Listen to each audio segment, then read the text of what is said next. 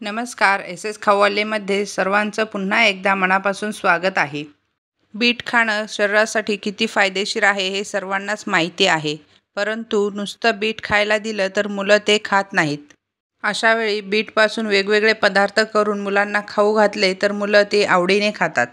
म्हणूनच आज आपण पौष्टिक पण तितकेच चवदार असे बीटचे कटलेट बनवणार आहोत. चला तर मग रेसिपीला सुरुवात करूया. पण नेहमीप्रमाणे रेसिपीला सुरुवात करण्याअगोदर चॅनलला सबस्क्राईब केलं नसेल तर पटकन सबस्क्राईब करून घ्या. बीटचे कटलेट बनवण्यासाठी मी इथे 2 बीट आणि 2 बटाटे उकडून घेतलेले आहेत. बीट आणि बटाटे एकत्र उकडल्यामुळे बीटचा लालसर रंग बटाट्यावर आलेला आहे. सकाळी जर लवकर कटलेट बनवायचे असतील तर बीट व बटाटे रात्रीच उकडून ठेवले तरीही चालतात.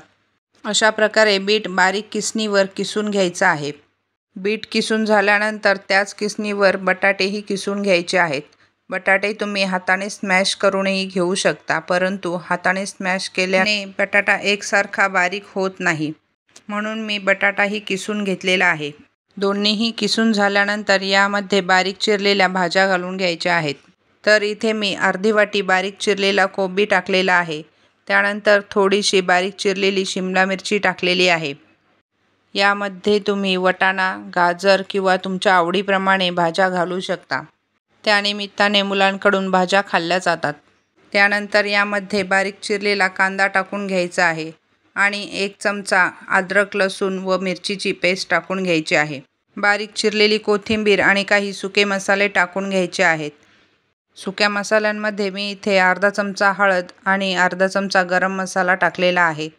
त्यानंतर अगदी थोडं लाल तिखट टाकलेलं आहे. मुलांसाठी बनवत असाल तर तिखट थोडं कमीच वापरा किंवा तिखटाचं प्रमाण तुमच्या आवडीनुसार कमी जास्त करू शकता. आता यामध्ये मीठ टाकून हातानेच सर्व पदार्थ व्यवस्थित मिक्स करून घ्यायचे आहेत. हाताने मिक्स केल्यामुळे सर्व पदार्थ व्यवस्थित मिक्स होतात. यामध्ये आपण भाज्या वापरलेल्या असल्यामुळे भाज्यांना पाणी सुटतं आणि मिश्रण थोडंसं ओलसर होतं.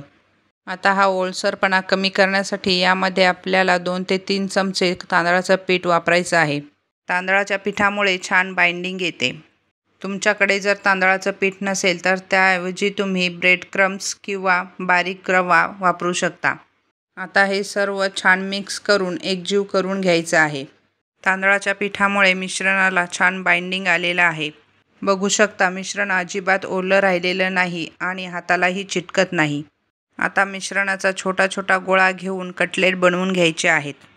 तुम्हाला हव्या त्या आकारामध्ये कटलेट बनवू शकता. रेसिपी आवडली असेल तर व्हिडिओला लाईक करा, जास्तीत जास्त शेअर करा आणि रेसिपी तुम्हाला कशी वाटली कमेंटमध्ये नक्की सांगा. अशाच नवनवीन रेसिपीज पाहण्यासाठी चॅनलला सबस्क्राईब करायला विसरू नका. अशा पद्धतीने सर्व कटलेट बनवून घ्यायचे आहेत. या अगोदर मी बीटच्या पुऱ्यांची रेसिपी शेअर केली होती. तुम्ही जर पाहिली नसेल तर लिंक डिस्क्रिप्शनमध्ये देत आहे. अशा प्रकारे सर्व कटलेट बनवून झालेले आहेत. आता गॅसवर कढई ठेवून त्यामध्ये 2 ते 3 चमचे तेल टाकून घ्यायचं आहे. तेल गरम झालं की त्यामध्ये एक एक करून कटलेट सोडून घ्यायचे आहेत. मी इथे कटलेट शॅलो फ्राय करत आहे. तुम्ही तुमच्या आवडीप्रमाणे डीप फ्रायही करू शकता. एका बाजूने कटलेट व्यवस्थित फ्राय झाल्यानंतर त्याला पलटी करून दुसऱ्या बाजूनेही फ्राय करून घ्यायचे आहेत. कटलेट फ्राय करताना सारखं चमच्याने हलवायचं नाही, नाहीतर ते फुटतात आणि तेलामध्ये पसरतात. एका बाजूने व्यवस्थित फ्राय झाल्यानंतरच त्याला पलटी करून घ्यायचे आहेत. 1 ते 2 वेळाच पलटी करून त्याला व्यवस्थित फ्राय करून घ्यायचं आहे. मी सारखं पलटल्यामुळे एक कटलेट फुटलेला आहे. यानंतर बाकीचे कटलेट मी रव्यामध्ये घोळून फ्राय करून घेतले होते. तो व्हिडिओ माझ्याकडनं मिस झाला, पण कटलेट छान झाले होते. तुम्हीही नक्की ट्राय करा.